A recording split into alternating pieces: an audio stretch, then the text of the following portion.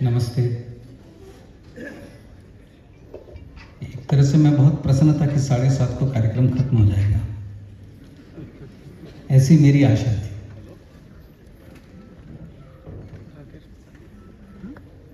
और मुझे आज अपनी त्रुटि का एहसास हो रहा है कि एक बैठक में महेश जी थे, मैं भी था, और मैंने धर्मशास्त्र का इतिहास पर कुछ बात कर दी। हालांकि मैं फिल्में बनाता हूँ, धारावाहिक बनाता हूँ, इतिहास मेरा विषय नहीं है, परंतु जिज्ञासा और प्रश्न करना ये मेरा स्वभाव है। शायद चिकित्सा से मैंने यही सीखा है। जब प्रश्न रुक जाएंगे तो उत्तरों की निरंतरता रुक जाएगी। और इसीलिए मुझे आज बहुत अच्छा लगा जब महेश जी ने धर्म की बड़ी संक्षेप में व्याख्या की। मित्रों, जब जब समाज में मैं देखता हूं कि हर दिन कोई ना कोई एक नया प्रश्न उठता है और हम सभी इस पर चर्चा करते हैं। कोई अपने ब्लॉग पर लिखता है, कोई व्हाट्सएप पर लिखता है, कोई ट्विटर पर लिखता है, लेकिन मुझे आश्चर्य होता है कि मूल ग्रंथों तक बहुत कम लोग या शायद कोई ही जाता है। जब भी ऐसे विषय होते हैं मैं प्रतीक्षा करता हूं कि देश का कोई संस्कृत का विद्वान कुछ लिखे, कोई पुरातत्व शास्त्री लिखे, परंतु ऐसा होता नहीं है। पिछले दिनों में सनातन धर्म को लेकर एक बड़ी बहस छिड़ी हुई है और मेरे बड़े भाई कन्हैयालाल चतुर्वेदी जी यहाँ बैठे हुए हैं। मैं उनसे फोन करके लड़ता था, इसी प्रश्न पर लड़ता था कि धर्म की व्याख्या जब काणे जी धर्मशास्त्र के इतिहास में करते हैं तो वे स्वयं को असक्षम पाते हैं, इसलिए कि धर्म का स्वरूप बहुत व्यापक है। और इसीलिए महाभारत में भीष्म द्रौपदी का जब चीरहरण हो रहा होता है तो कहते हैं द्रौपदी धर्म का स्वरूप बहुत सूक्ष्म है। मैं इस पर बाद में आऊंगा। धर्म क्या है? और जैसा महेश जी ने कहा कि धर्म स्थिर नहीं होता, धर्म सदैव युगानुकूल अपना रूप बदलते रहता है। और इसलिए मैं कहता हूं कि धर्म शाश्वत है, धर्म का रूप हमेशा बदलते रहेगा, धर्म सनातन है। मैंने धर्मशास्त्र के इतिहास में सनातन धर्म ढूंढने का प्रयत्न किया। महेश जी, मुझे सनातन धर्म नहीं मिला, एक शब्द सनात धर्म मिला है। इसलिए मेरी विद्वानों से हो सकता है मुझसे त्रुटि हो रही हो। यदि मैं त्रुटि कर रहा हूं तो मुझे क्षमा करिएगा, परंतु मैं आप सबसे प्रार्थना करूंगा, जैसा महेश जी ने कहा कि कृपया जो हम कह रहे हैं उस पर विश्वास न करें। किताबों को देखें, संदर्भ ग्रंथों को देखें, ऋषियों से बात करें। मेरी दृष्टि में दो ही व्यक्ति होते हैं, एक धार्मिक, दूसरा अधार्मिक। और मैं अभी तक किताबों को खंगालने की कोशिश कर रहा हूं कि धर्म का अपमान कैसे होता है। या तो हम धर्म का पालन करते हैं या धर्म का पालन नहीं करते हैं। खैर, मैं उन विवादों में नहीं जाता, इसलिए कि उन विवादों का कोई अर्थ नहीं है। महेश जी का जब आदेश हुआ तो मुझे लगा था वो नाट्यशास्त्र, सिनेमा, इन सब पर मुझे अपने विचार रखने को कहेंगे, जो मेरे लिए स्वाभाविक भी है। लेकिन जब उन्होंने धर्म दंड, धर्म राज्य और संविधान मुझे कहा तो मुझे लगा ये एक चुनौती है, इस चुनौती को स्वीकार किया जाना चाहिए।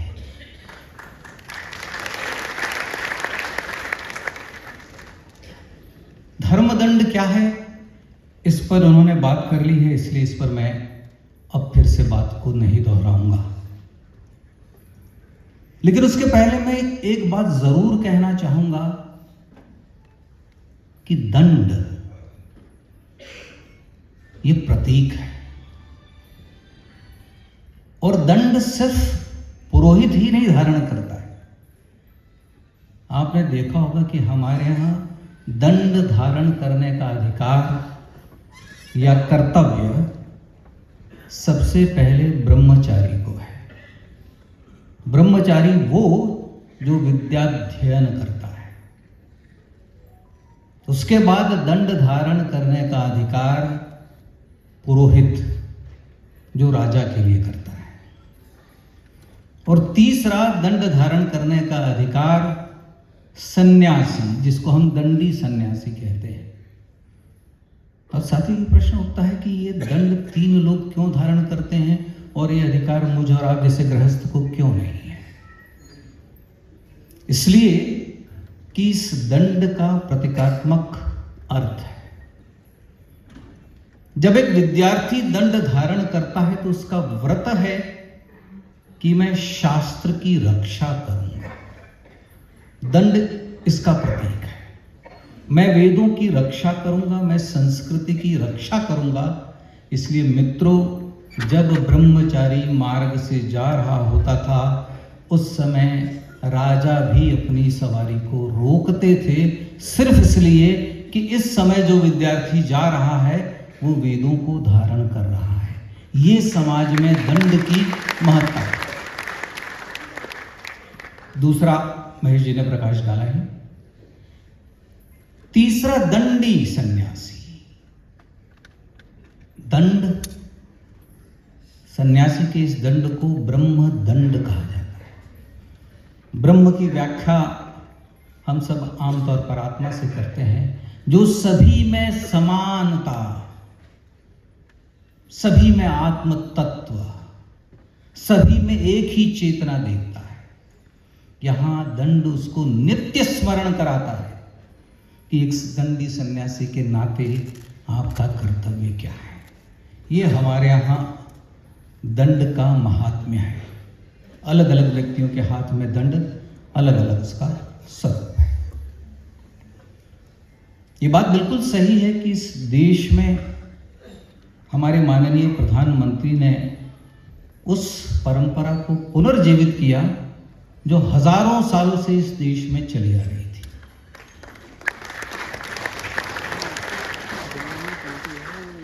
लेकिन साथियों, मैं अपने ऋषियों को भी धन्यवाद दूंगा और आप मुझे धन्यवाद भी दीजिएगा, इसलिए कि मैं राजदंड को भूला नहीं था। इसलिए उपनिषद गंगा के एक प्रकरण में चाणक्य चंद्रगुप्त को सत्ता देते समय धर्म दंड देते हैं, ये हम लोगों ने देखा। सो कभी कभार न चाहते हुए भी इस प्रकार की त्रुटियां फिल्मकारों से हो जाती हैं।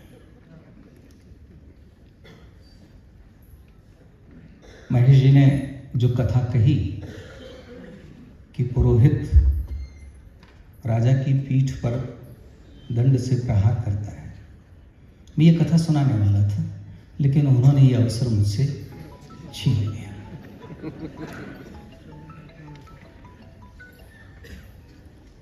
दंड पर मैं फिर आऊंगा। दूसरा यहां एक चित्र है दंड के बाद श्री राम का, और उसके आगे शब्द है धर्म राज्य। अब प्रश्न मेरे सामने, जैसा मैंने कहा कि मेरे मन में जिज्ञासा, ये प्रश्न कल तक मेरे मस्तिष्क में नहीं आया था, आज ही आया कि ऐसा क्यों हो रहा है कि हम लोग धर्म राज्य शब्द का प्रयोग कर रहे हैं और कालांतर में राम राज्य का प्रयोग करते हैं। क्या धर्म राज्य और राम राज्य एक है या उसमें अंतर है? इसके साथ एक और मेरे मन में आज प्रश्न आया जो मैं आप लोगों के लिए दे रहा हूं कि ऐसा क्यों है कि हम राम राज्य की कल्पना करते हैं, धर्म राज्य की कल्पना करते हैं और कृष्ण राज्य की कल्पना नहीं करते? क्या कृष्ण के राज्य में, राम के राज्य में अंतर है। एक व्यक्ति जो गीता देता है, लेकिन जब समाज का, राज्य का आदर्श बनता है तो राम आदर्श है। ऐसा हमारे इतिहास में क्यों हुआ? जिनके मन में ये जिज्ञासा होगी कि क्या कृष्ण ने कभी राज्य किया था? साथियों, उत्तर है कृष्ण कभी राजा नहीं रहे। हम ये मानते हैं, उन्हें द्वारकाधीश कहते हैं, ये एक प्रतीकात्मक संबोधन है, परंतु द्वारका पर उन्होंने शासन नहीं किया। अंत तक द्वारका पर शासन उग्रसेन ने ही किया है। छोटी सी कथा मैं आपको बताता हूं, क्योंकि हरिंद्र दवे ने, महेश जी एक जगह लिखा है, हरिंद्र दवे गुजरात थी कि एक बहुत बड़े साहित्यकार, उन्होंने एक प्रश्न किया है, जो प्रश्न मैं वापस आप लोगों से पूछता हूं। राम राज्य क्या है? धर्म राज्य क्या है? क्या धर्म राज्य या राम राज्य वह है जो राम ने किया, या राम राज्य वो है जो भरत ने किया? इसलिए कि भरत ने जो राज्य किया वो राम के प्रतिनिधि के रूप में किया, लोक प्रतिनिधि के रूप में किया। यदि हम आज रामायण में लोक प्रतिनिधि, जिसे हम सिविल सर्वेंट कहते हैं, यदि उसे देखें तो भरत जैसा सिविल सर्वेंट, भरत जैसा लोक प्रतिनिधि कहीं नहीं है। आप लोगों ने रामचरितमानस कई लोगों ने पढ़ी होगी, कई लोगों ने वाल्मीकि रामायण भी पढ़ी होगी। धर्म क्या? जब श्री राम को वनवास मिलता है, साथियों, आप में से कई लोग कहेंगे कि डॉक्टर साहब ये कहानी कहाँ से लेकर आए हैं? ये कहानी मैं वाल्मीकि रामायण से ही लेकर आया। जब श्री राम को वनवास मिलता है तो लक्ष्मण उसका विरोध करते हैं। लक्ष्मण अपने भाई से कहते हैं कि हमारा पिता एक युवा स्त्री पर मोहित है, ऐसे व्यक्ति को कारागार में डाल देना चाहिए। ये लक्ष्मण का आक्रोश है। आवश्यकता पड़े तो ऐसे व्यक्ति की मैं हत्या करने को तैयार हूं। जो भी आपके मार्ग में आया, मैं उससे लड़ने में पीछे नहीं हटूंगा। यदि भरत ने भी आपका मार्ग रोका तो मैं उससे युद्ध करूंगा। ये लक्ष्मण का कथन वाल्मीकि रामायण में है, तुलसी रामचरितमानस में नहीं है। और यहां जो उदाहरण मिलता है राम का कि पिता की आज्ञा सर्वोपरि, पिता की आज्ञा ही धर्म है, और इसीलिए मैं वनवास स्वीकार करूंगा। मित्रों, अयोध्या कांड पढ़ने का अवसर मिले तो जो आपके मन में कई कल्पनाएं हैं, उन कल्पनाओं से वाल्मीकि रामायण बहुत भिन्न हो सकती है। जरूर देखिएगा। अब मैं उस सीधे प्रसंग पर आता हूं जो चित्रकूट में होता है। चित्रकूट में भरत श्री राम के सामने बैठे हैं। आऊंगा मैं। 88 प्रश्न श्री राम ने कुशल क्षेम के बहाने उनसे किए हैं, और उसमें राजनीति का, लोक नीति का, धर्म राज्य का बहुत बड़ा पाठ है। भरत श्री राम से अयोध्या वापस लौटने को कहते हैं। और साथियों, वो धरने पर भी बैठ जाते हैं। आप लोगों को आश्चर्य होगा कि धरने पर बैठे। हाँ, वाल्मीकि रामायण में वो धरने पर भी बैठे हैं। उन्होंने कुश बिछा दिया और उस पर आसन लगा दिया है कि जब तक आप राज्य वापस स्वीकार नहीं करते हैं, मैं धरने पर बैठूंगा। राम ने उनको समझाया कि ये धर्म के विरुद्ध होगा। तब भरत कहते हैं कि तो एक कार्य करिए, आपके बदले में मैं 14 वर्ष वनवास में रहने को तैयार हूं। मैं वनवास में रहूंगा, आप अयोध्या जाइए। राम इसे भी अस्वीकार करते हैं। तीसरी शर्त रखते हैं भरत जी कि आप अपना प्रतिनिधि नियुक्त करिए, मुझे ये साम्राज्य नहीं चाहिए, मुझे ये राज्य नहीं चाहिए। तब श्री राम कहते हैं कि चंद्रमा अपनी प्रभा खो सकता है, हिमालय अपनी बर्फ, अपना हिम खो सकता है, पर मैं धर्म से कभी भी नहीं डिग सकता। मैं पिता द्वारा दिए गए 14 वर्ष के वनवास में ही रहूंगा। आप लोग सोच रहे होंगे कि मैं रामायण को क्यों ले आया। इसलिए कि अभी मैं आपके सामने कुछ पढ़ने जा रहा हूं जो महाभारत से होगा, पर उसके पहले मैं चाहता था कि आप लोगों को राम की वो कल्पना दूं जहां वो धर्म के लिए अपने भाई से क्या कहते हैं। और उसके बाद आप जैसा जानते हैं सब कि स्वर्ण भूषित 2 पादुकाएं भरत ने राम के लिए प्रस्तुत की।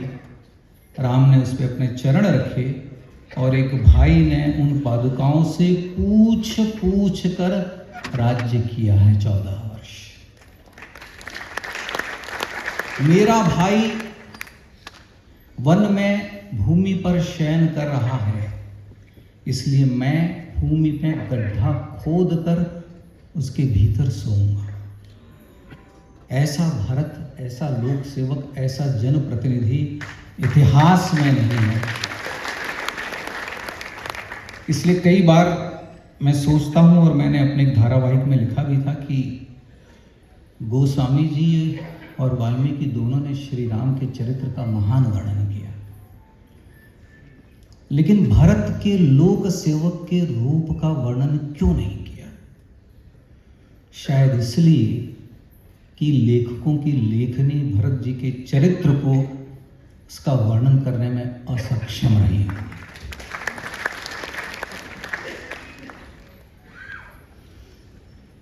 धर्मदंड अर्थात वैदिक काल से लेकर रामायण महाभारत, यहां तक कि चोल साम्राज्य के बाद भी कई साल तक अस्तित्व में था, लेकिन बाहरी आक्रांताओं के आने के बाद इस तरह की प्रथा खत्म हो गई।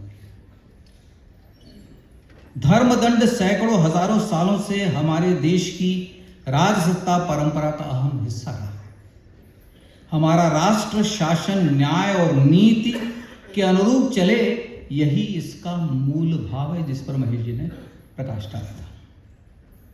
धर्मदंड अर्थात जो प्रजा पर शासन करता है। प्रजा पर शासन राजा नहीं, धर्मदंड करता है, उनकी रक्षा करता है। सबके सो जाने पर भी दंड जागता रहता है।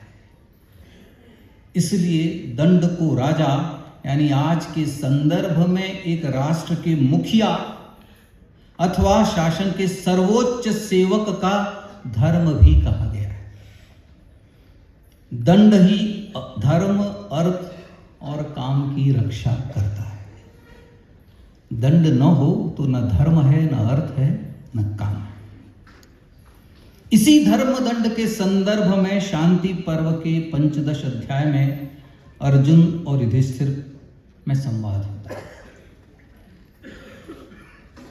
मित्रों, महाभारत का युद्ध समाप्त हो गया, पांडवों ने विजय प्राप्त कर ली, लेकिन कुरुक्षेत्र में महासंहार को देखने के बाद युधिष्ठिर के मन में वैराग्य उत्पन्न होता है। उसे लगता है कि मैं ये राज्य क्यों ग्रहण करूं जिसके लिए मैंने सहस्त्रों लोगों की हत्या की है, वध किया है, और वह राजदंड ग्रहण करने के लिए तैयार नहीं है। और यही संवाद इसमें द्रौपदी, अर्जुन अलग अलग प्रकार से युधिष्ठिर को समझाते हैं कि राजदंड क्या है, क्यों उसे स्वीकार करना चाहिए। अर्जुन क्या कहता है युधिष्ठिर से? दंड के डर से ही कोई अपराध नहीं करता। यदि दंड न हो तो समाज में चारों ओर अपराध होंगे। यदि संसार में दंड न रहे तो यह सारी प्रजा नष्ट हो जाएगी। जैसे बड़ी मछली छोटी मछली को खा लेती है, उसी प्रकार दंड न हो तो बलवान दुर्बल को खा जाए। यह राज्य आपको धर्म में मिला हो या अधर्म में, इसका शोक न कर आप राज्य और यज्ञ करिए। साथियों, मैंने राम का उल्लेख यहां इसलिए किया कि यहां अर्जुन युधिष्ठिर से कहता है कि इस पर विचार मत करिए कि यह राज्य आपको धर्म से मिला है या अधर्म से। धर्म की व्याख्या यहां बदल रही है। श्री राम किसी भी प्रकार से अधर्म के लिए तैयार नहीं। अर्जुन यहां अपने बड़े भाई को यह कह रहा है कि यहां धर्म और अधर्म का विचार मत करिए, राज्य ग्रहण करिए। सारे काम, सारे प्रयत्न, सारे उपक्रम धन के अधीन है। चाणक्य भी यहां कहते हैं कि स्वयं को अमर समझकर धन का अर्जन करना चाहिए। हम आम भारतीय को लगता है कि धन एकत्र करना यानी भ्रष्टाचार के मार्ग पर जाना है, पर विष्णुगुप्त कौटिल्य का यह घोष है कि स्वयं को अमर समझकर धन को एकत्र करो। कैसे एकत्र करो? जैसे मछुआरा समुद्र में या नदी में जाल डालकर मछली पकड़ता है, वैसे धन को एकत्र करने का प्रयत्न करो। पर उसके साथ वो ये भी कहते हैं कि जिस तरह से पानी में रहने वाली मछली कब पानी पी लेगी ये कहना मुश्किल है, वैसे ही मुद्रा विनिमय या धन का विनिमय करने वाले अधिकारी कब मुद्रा हड़प लेंगे ये कहना भी मुश्किल है। एक और वो धन संचय के लिए कहते हैं, दूसरी ओर वो सावधान भी कर रहे हैं। यहां अर्जुन युधिष्ठिर से कहता है कि धन, सारे काम धन के अधीन हैं, पर धन दंड के अधीन है। यह है दंड की महानता, इसलिए आप प्रजा की रक्षा करिए। यही नहीं, महाभारत युद्ध के बाद भी अपने परिजनों की मृत्यु पर युधिष्ठिर स्वयं को दोषी मानते हुए राज्य पर शासन करने से मना करते हैं। तो द्रौपदी भी उन्हें धर्म, राज्य और राजदंड की याद दिलाती है। द्रौपदी का यह प्रसंग शांति पर्व चतुर्दश अध्याय में है, जिसमें द्रौपदी युधिष्ठिर से कहती है, आपके बंधु आपके राज्य न करने का संकल्प सुनकर सूख गए। पपीहे के समान वे आपसे राज्य करने की रट लगाए हुए हैं।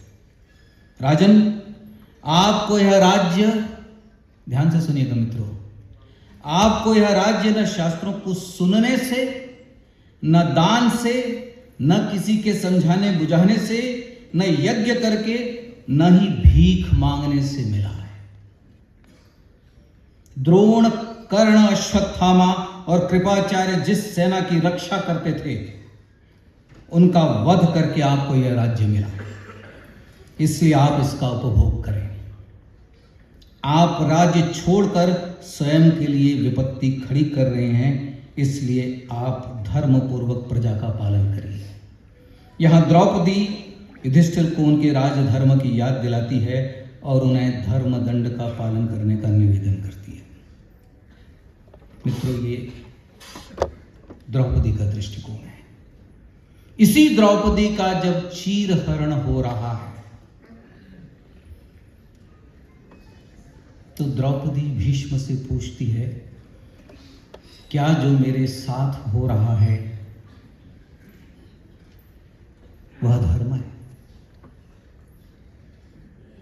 साथियों, महाभारत जरूर पढ़िए,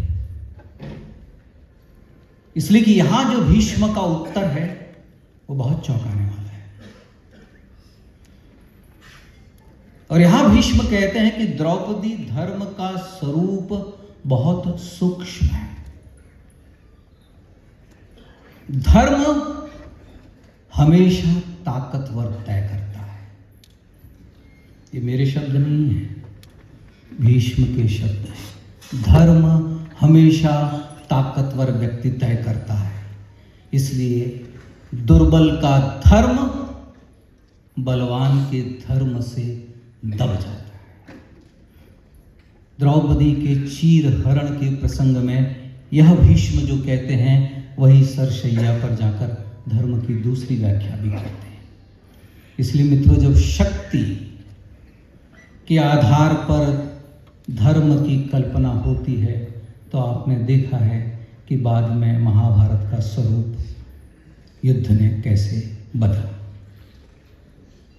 महाभारत के काल में धर्मदंड की बात का जिक्र आता है, जहां चुने हुए राजा के लिए सभी सेनानियों द्वारा तलवार को स्पर्श कराकर पुरोहित को दिया जाता था। अब मैं आपको महाभारत से थोड़े पिछले काल में ले जाता हूं। वैदिक काल में पुरोहित धर्मदंड के रूप में, प्रतीक के रूप में तलवार शक्ति का प्रतीक है, और उसके सभी सेनानी, उसके सभी रत्न, जिनको हम लोक प्रतिनिधि कहते हैं, उसमें सेनापति है, उसमें पुरोहित है, वे सभी इसको स्पर्श कर कर वह तलवार, वह धर्मदंड राजा को देते हैं और उससे क्या कहलवाते हैं, क्या शपथ लिवाते हैं। पुरोहित चुने हुए राजा को सत्ता हस्तांतरण के समय धर्मदंड देते हुए यह संकल्प कराता है, यह राष्ट्र तुम्हें सौंपा जाता है, तुम्हें राष्ट्र में शांति, प्रजा का कल्याण और धन प्राप्त करने के साधनों में अभिवृद्धि का ध्यान रखना है, तुम्हें राज्य की समृद्धि, विकास और राष्ट्र का उत्कर्ष ध्यान रखना है।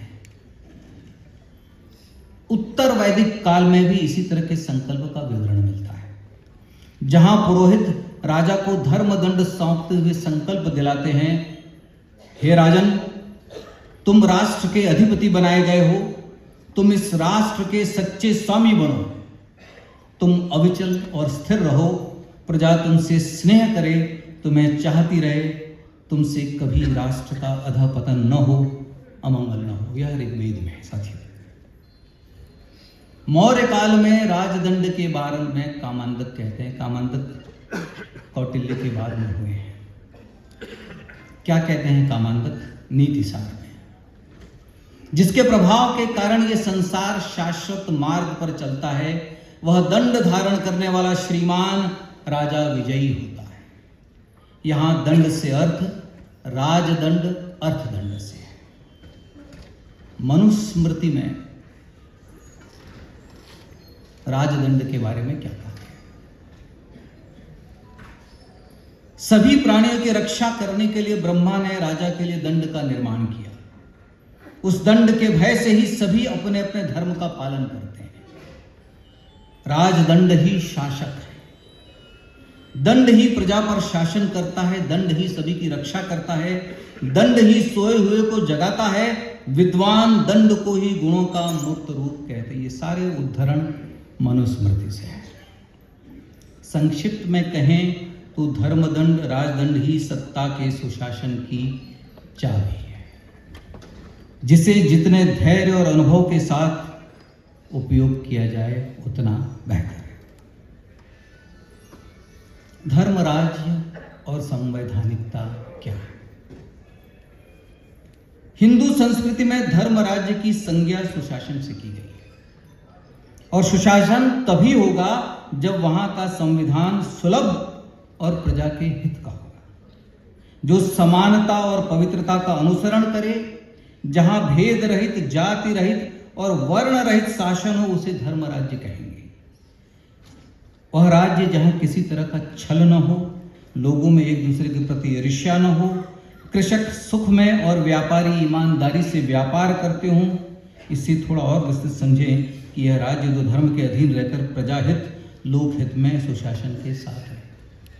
साथियों, जिन्होंने भी कवितावली पढ़ी होगी गोस्वामी तुलसीदास की, खेती न किसान को, बनिक को न बीज, जिस प्रकार से गोस्वामी जी अकबर और जहांगीर दोनों के समकालीन रहे हैं, और जिस प्रकार से उन्होंने अपने वर्तमान का वर्णन किया है, कई बार लगता है कि कहीं वे आज हमारे वर्तमान का वर्णन तो नहीं कर रहे हैं, कि किसान के पास खेती नहीं है, कृषक के पास बीज नहीं है, लोगों के पास काम नहीं है, लोग एक दूसरे को पूछ रहे हैं कहाँ जाए, क्या करें, चारों ओर हाहाकार है। ऐसे में श्री राम की कृपा के लिए तुलसीदास श्री राम को पुकारते हैं। इसी आशय पर धर्म राज्य की कल्पना में क्या हो, गोस्वामी जी उसका बाद में वर्णन करते हैं, जो मैं आपके सामने पढ़ूंगा।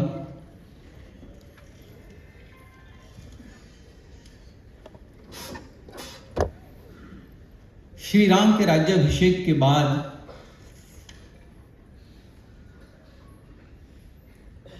भरत जी राम राज्य के विलक्षण प्रभाव का उल्लेख करते हुए कहते हैं कि भैया राम, आप राज्य पर अभिषिक्त हुए 1 मास से अधिक समय हो गया है, तब से सभी लोग निरोग दिखाई देते हैं। बूढ़े प्राणियों के पास में मृत्यु नहीं फटकती है, स्त्रियां बिना कष्ट के प्रसव करती हैं, सभी मनुष्यों के शरीर हृष्ट पुष्ट दिखाई देते हैं। राजन, पूर्ववासियों में बड़ा हर्ष छा रहा है, मेघ अमृत के समान जल गिराते हुए समय पर वर्षा करते हैं।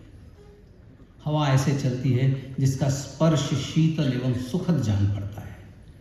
नगर तथा जनपद के लोग इस पुरी में कहते हैं कि हमारे लिए चिरकाल तक ऐसे ही प्रभावशाली राजा हों।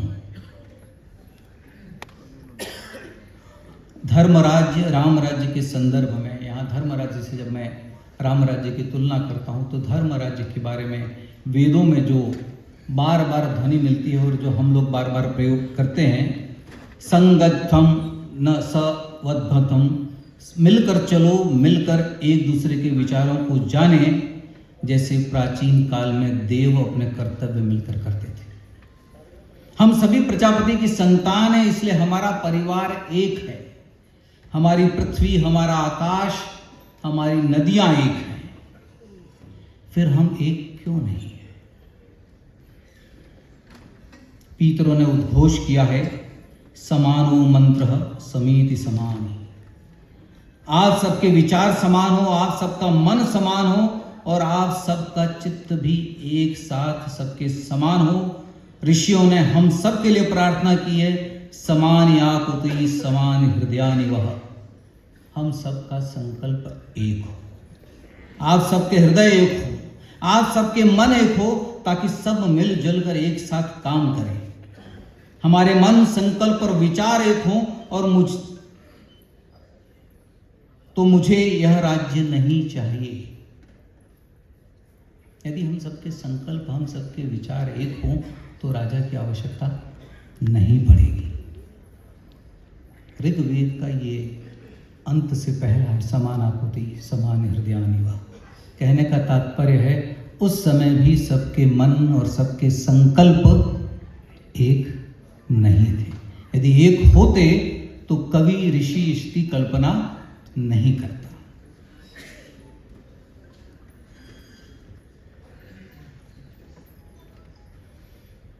मेरे पास बहुत सारे संदर्भ हैं, लेकिन समय की सीमा को लेते हुए मैं एक विलंबी छलांग मार देता हूं। कैसी धर्म राज्य की कल्पना है, कैसी राम राज्य की कल्पना है।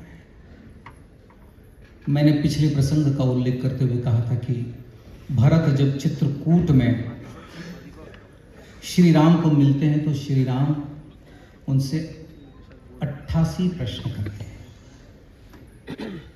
मित्रों, और एक बात, ऐसे ही प्रश्न नारद जी युधिष्ठिर से महाभारत में। जब जब ऋषि किसी राजा से भेंट करते हैं तो कुशल क्षेम के बहाने जो वो प्रश्न करते हैं, उन सारे प्रश्नों में समाज का, राष्ट्र का हित और उसी में हमारा संविधान भी निहित है कि राजा का धर्म, राज्य धर्म, राज्य कर्तव्य क्या होना चाहिए। अब उनमें से मैं कुछ प्रश्न आपके लिए लेकर आया हूं कि भरत से श्री राम क्या पूछते हैं। अयोध्या कांड 100वां सर्ग। अगर वाल्मीकि रामायण आपके घर में हो तो पूरा 100वां सर्ग, 70वां सर्ग, ये राज्य धर्म पर ही है। अयोध्या कांड 70वें सर्ग में चित्रकूट प्रवास के समय श्री राम भरत से प्रश्न के बहाने उन्हें धर्म राज्य की सीख देते हुए कहते हैं, रघुनंदन, अच्छी मंत्रणा ही राजाओं के विजय का मूल कारण है। वह भी तभी सफल होती है जब नीति शास्त्रों में निपुण मंत्री उसे गुप्त रखे। भरत, तुम असमय सोते तो नहीं? हम सबको यह प्रश्न बड़ा विचित्र लग सकता है कि श्री राम चित्रकूट में भरत से यह प्रश्न क्यों करते हैं, तुम असमय सोते तो नहीं? समय पर जाग जाते हो ना? रात के पिछले पहर में अर्थ सिद्धि के उपाय सोचते हो ना? अर्थ सिद्धि यानी धन प्राप्त करने के, कर प्राप्त करने के उपाय सोचते हो ना? क्योंकि राज्य अर्थ पर आधारित है, कोश अर्थ पर आधारित है। इसलिए राजा का पहला जो कर्तव्य, जो सबसे महती कर्तव्य है, उसमें अर्थ सिद्धि के उपाय। रघुनंदन, ऐसा काम जिसका साधन बहुत छोटा और फल बहुत बड़ा हो, वह तय करने के बाद तुम उसे जल्दी शुरू करते हो ना? उसमें देरी तो नहीं करते? यानी कोई भी कार्य जब आप तय करते हैं तो वो कितनी शीघ्रता से करते हैं। और महाभारत में जब आप देखते हैं तो युधिष्ठिर से उनका एक मंत्री उनको सलाह देता है कि कार्य को बार देर करते रहो। कार्य को देर से करते रहने से वो व्यक्ति आपसे बार बार मिलता रहेगा। तो किस प्रकार से अलग अलग ग्रंथों में हमें अलग अलग प्रकार मिलते हैं कि धर्म राज्य का स्वरूप जो श्री राम भरत से पूछते हैं वो है। और महाभारत में आपको एक दूसरा भी दृश्य मिलता है कि किस प्रकार से राज्यकर्ता को ये सलाह दी जाती है, जिसका अनुभव हम सब जो कभी राजद्वार पर गए हों, कि हमें बार बार भरोसा दिलाया जाता है कि आपका काम होगा। ये कणिक, मुझे नाम नहीं याद आ रहा था, अब नाम याद आ गया, कणिक और धृतराष्ट्र संवाद में। यदि आपको वर्तमान भारत की राजनीति समझनी हो तो कणिक और युधिष्ठिर संवाद जितने प्रकार के उपक्रम भारत की राजनीति में या विश्व की राजनीति में है, वो कणिक और युधिष्ठिर के संवाद में आपको मिलेंगे। साथियों, गोस्वामी जी ने धर्म राज्य या स्वराज्य के बारे में क्या कहा है? कई लोग ये कह सकते हैं कि एक यूटोपियन कल्पना है, एक ऐसी कल्पना है जिसके बारे में प्लेटो भी सोचते हैं, लेकिन ऐसा साम्राज्य, ऐसा राज्य कभी होता नहीं है। पर श्री राम के राज्य की कल्पना गोस्वामी जी किस प्रकार से करते हैं? जहां सुराज है वही राम राज्य है। जहां दुख नहीं, भय नहीं, द्वंद नहीं, जहां सभी एक दूसरे से प्रेम करते हैं, जहां अकाल मृत्यु नहीं, पीड़ा नहीं, रोग नहीं, गरीबी नहीं, गरीब नहीं, दुखी नहीं, अशिक्षित नहीं, अशुभ नहीं, वहां राम राज्य है। जहां जीतो शब्द केवल मन को जीतने के लिए सुनाई पड़ता है, जहां जीतो शब्द केवल मन को जीतने के लिए सुनाई पड़ता है, क्योंकि राम राज में कोई किसी का शत्रु नहीं, कोई किसी को जीतना नहीं चाहता है। वहां आपस में स्पर्धा नहीं है, वहां आपस में सामंजस्य है। जहां दंड, हम दंड की बात कर रहे हैं, जहां दंड शब्द केवल सन्यासियों के हाथों में रहने वाले दंड के लिए सुनाई पड़ता है, क्योंकि राम राज्य में कोई अपराध नहीं, इसलिए दंड नहीं। जहां भेद शब्द नाचने गाने वालों के नृत्य समाज में सुर और ताल के भेद के लिए सुनाई पड़ता है, क्योंकि राम राज्य में भेद नहीं, भेद नीति नहीं। पशु निर्भय वनों में विचरते हैं, भौरे फूलों का रस पीकर गुंजन करते हैं। जहां पेड़ फल देते हैं, गाय मनचाहा दूध देती है, धरती खेती से सदा हरी भरी रहती है। जहां नदियां स्वच्छ हैं, मेघ मनचाहा पानी देते हैं, जहाँ बावलियाँ, तालाब और कुएं हैं, जहाँ राजा का अनुशासन है। सबसे महत्व की बात महेश जी ने कहा था कि क्या राजा को दंड दिया जा सकता है? क्या राजा से मतभेद हो सकता है? क्या राजा का विरोध हो सकता है? हम लोगों के मन में एक ऐसी कल्पना है कि हम राजा का विरोध नहीं कर सकते, पर गोस्वामी जी ने क्या लिखा है वह मैं आपके सामने पढ़ता हूं। जहां राजा का अनुशासन है, पर जहां राजा कोई गलत बात करे तो उसे टोकने का प्रजा को अधिकार है।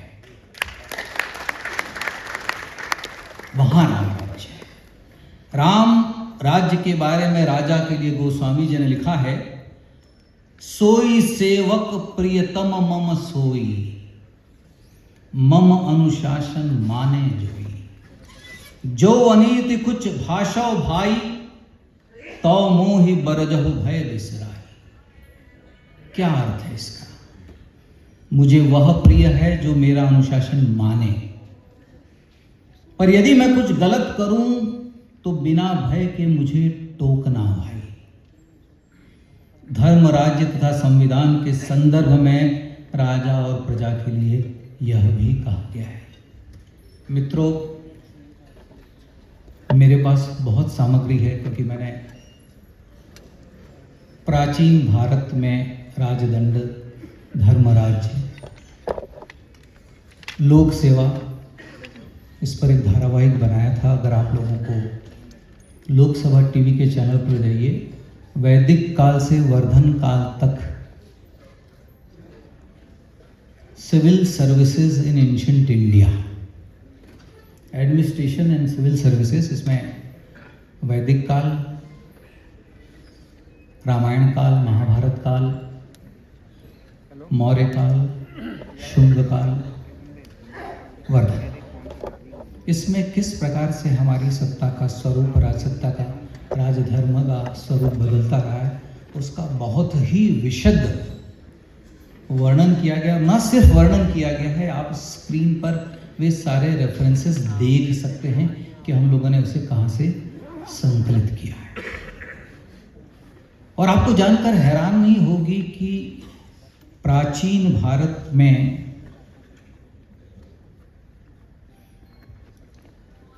मुगलों के आने के पहले जिस प्रकार से भारतीय राजदंड की व्यवस्था थी,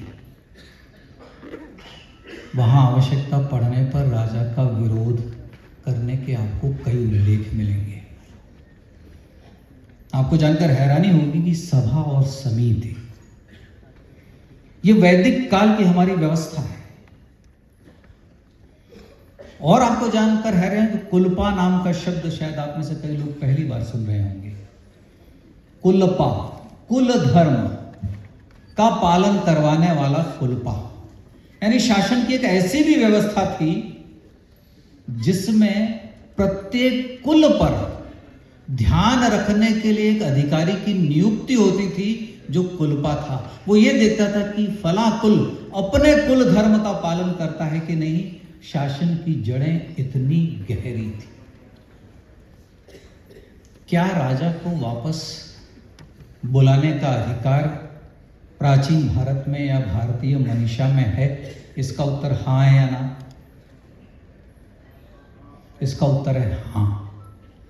आपको जानकर हैरानी होगी कि समिति, सभा के सभापतियों की जो दूसरी सभा होती है, जैसे एक ग्राम सभा है, उसका जो मुखिया है वो सभापति है, उसी तरह से समिति का मुखिया ईशान है।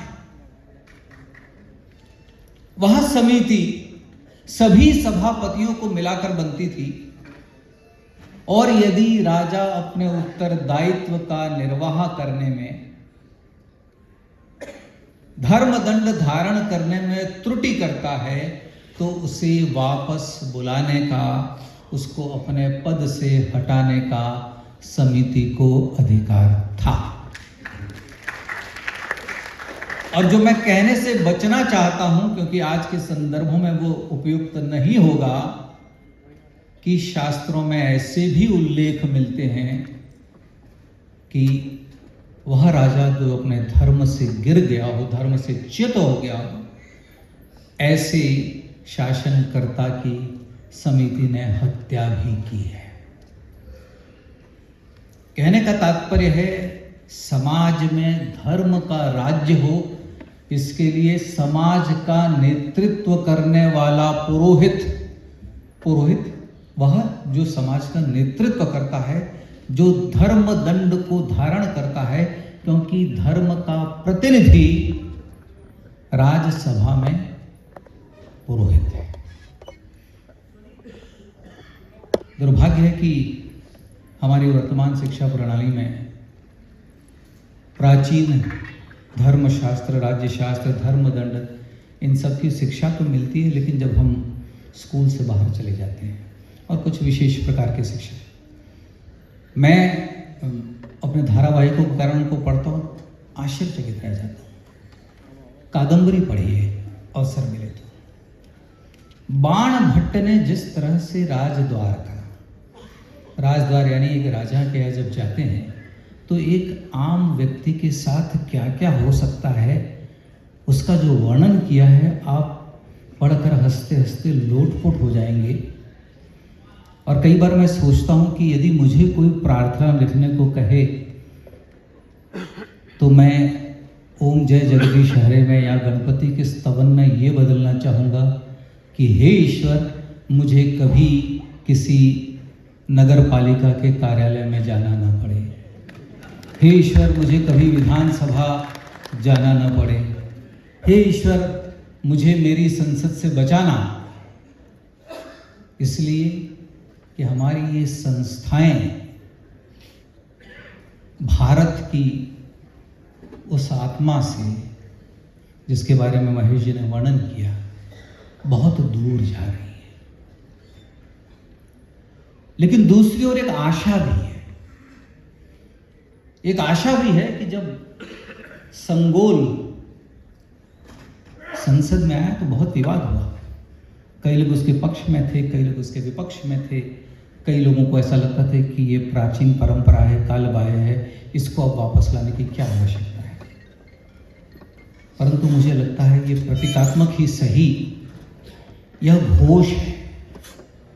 यह न सिर्फ हमारे प्रधानमंत्री को, न सिर्फ हमारे स्पीकर को, हमारे सांसदों को, जब तक वो उनके सामने नए संसद में, वो हमेशा याद दिलाते रहेगा कि शासन धर्म के द्वारा होना चाहिए और धर्म सर्वोपरि है और धर्म राजा को भी दंडित कर सकता है। उससे प्रधान सेवक, प्रधानमंत्री या कोई भी वंचित नहीं है। साथियों, मैं एक अंतिम बात कह के अपनी बात समाप्त करूंगा।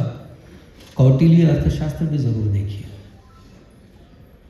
हम लोगों के मन में ये कल्पना नहीं होती है कि क्या न्यायाधीश को दंडित किया जा सकता है।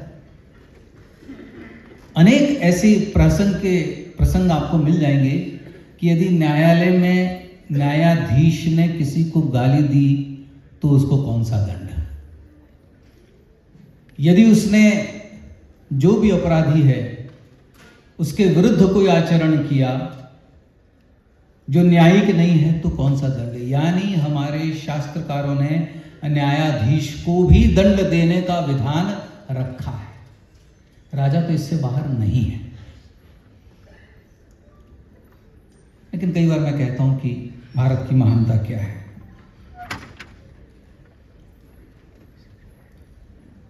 महेश जी ने कहा कि अटल बिहारी वाजपेयी जी कहते हैं कि राजनीति के, आपने एक शब्द इस्तेमाल किया था कि इसमें रपटीली ना, रपटीली राजनीति। मैं इसमें थोड़ा जोड़ना चाहता हूँ, मेरा मतभेद नहीं है। जब महेश जी कह रहे थे तो मैं ऐसा सोच रहा था कि क्या हमारे भारतीय इतिहास में ऐसा चरित्र है जो ये रपटीली राजनीति में रपटता रहता है, गलतियां करते रहता है, फिसलता रहता है, लेकिन फिर वापस आता है। तो मुझे लगा हाँ है, हमारे प्रायश्चित का विधान है। हमारा एक इंद्र है जो बार बार गलतियां करता है लेकिन बार बार प्रायश्चित करता है और प्रायश्चित करके बार बार वो स्वर्ग का शासन पा लेता है। तो मैं यही कहूँगा कि रपटीली राहों पर अगर आप रपट जाएं तो वो अनुभव लेने के बाद वापस लौट आइएगा, प्रायश्चित करिएगा। हमारे संविधान में, भारत ने आपको वो जगह दी है कि अब वापस से इंद्र का पद पा सकें। इसी के साथ मैंने आपका समय लिया और लंबा चूंकि विषय था, परंतु अगली बार जब कभी अवसर मिलेगा तो मैं समझता हूँ महेश जी, मैं वो सारे प्रकरणों का एक संकलन ले आऊँगा तो लोगों को पूरी वैदिक काल से वर्धन काल तक की पूरी परंपरा कैसे बदली है वो समझने में, मैं खुद भी सोच रहा था कि आज मैं उसे ले आऊँ, लेकिन मैं बहुत व्यस्त था, मैं समझ नहीं चल पाया कि मैं उसको एडिट करूँ। लेकिन अगली बार आपको दृश्य श्राव्य सुनाऊंगा, आपको आनंद आएगा। इसी के साथ आप सबका बहुत बहुत धन्यवाद।